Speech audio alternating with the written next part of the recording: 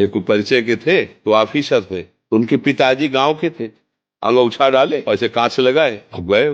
पहले तो घुसने ही नहीं दिया, तो उनका ले तुम्हारे सर हैं, उनके हम बाप हैं। हो हाँ, रास्ता जब गए तो वो कुर्सी से नहीं उठे, तो उन्होंने देखा उनका, अब पिता तो पिता ही ला देखे, तो उनका हम तो मिलने आए थे आपसे, बात की, वापस हो गए। और जब वापस हो रहे थे धीरे धीरे कदम से, तो उनके बगल वाले ऑफिसर, ये कौन था, आपसे कोई प्रणाम नहीं किया, हम तो आपको सलूट नहीं किया आप ऐसे। बोले हमारे घर का एक नौकर था, वो मिलने आया था। उनके कान में आवाज पड़ी, आंसू गिराते हुए गए, और जब मिले हमसे तब बताया कि कह रहा था अपने ऑफिसरों के सामने कि हमारे घर का नौकर है। बोले पढ़ाया लिखाया मेहनत करके उसको उस पद में पहुंचाया, तो हम ही को कह रहा था कि नौकर है, उठ के पैर भी नहीं चलाता। तो कल्याण की तो बात जाने तो कभी शांति और चैन से सो नहीं पाएगा, क्योंकि औरों का साथ चाहे विलम्ब से लगे, जिसने पाला वो माता पिता, नौकर